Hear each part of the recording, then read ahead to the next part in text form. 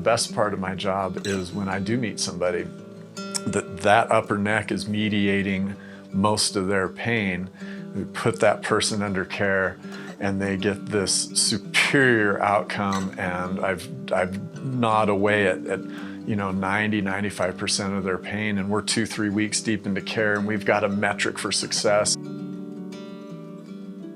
Not only have I changed the amount of pain that person's in, but I know for a fact that I touched that person's life. I know I touched their family's life. And that's the stuff that truly makes me grateful that I do what I do.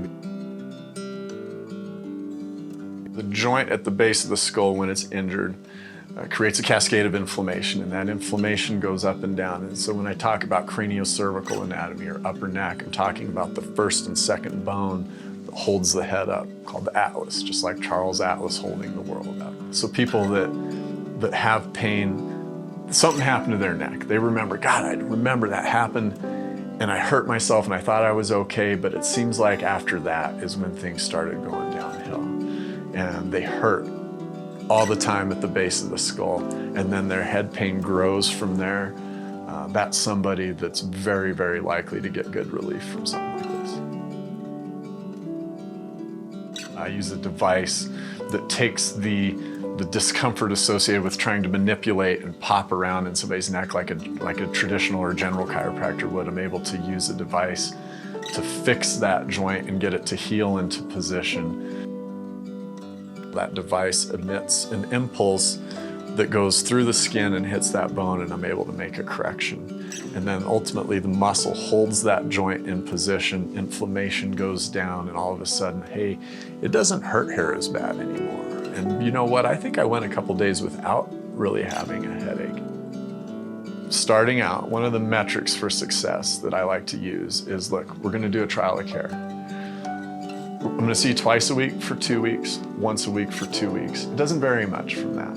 But by the time I've got somebody into the 3rd and 4th week of care, we should have captured at least half their pain, or a good amount of it. It should be a profound response. It happens over a period of time, but the time that it's expected to happen is very reasonable in terms of, we're talking about weeks, not, hey, let's treat you for 6 months and see what happens. I'm not always the magic bullet that's gonna fix everybody's problem, but I can usually assemble a team that's going to. You know, I've been at this for a little while, so I know all the other good providers that I can refer to. These are people that I have personal relationships with because we're all doing the same thing, which is head and neck pain.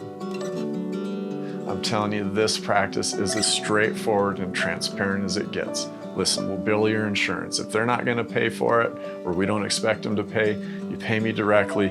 You know what your cost is gonna be before we do anything. You'll come back because it's working, not because you already paid for a bunch of care up front. And I only take on as much work as I can handle at any given time. You know you have my undivided attention. I'm gonna give you 110% of what I got. And I'm not stretched so thin where I'm thinking about the next process or next problem coming in. I'm focused on you at that given moment. My name's Dr. Randy James, Denver Headache and Spine Center.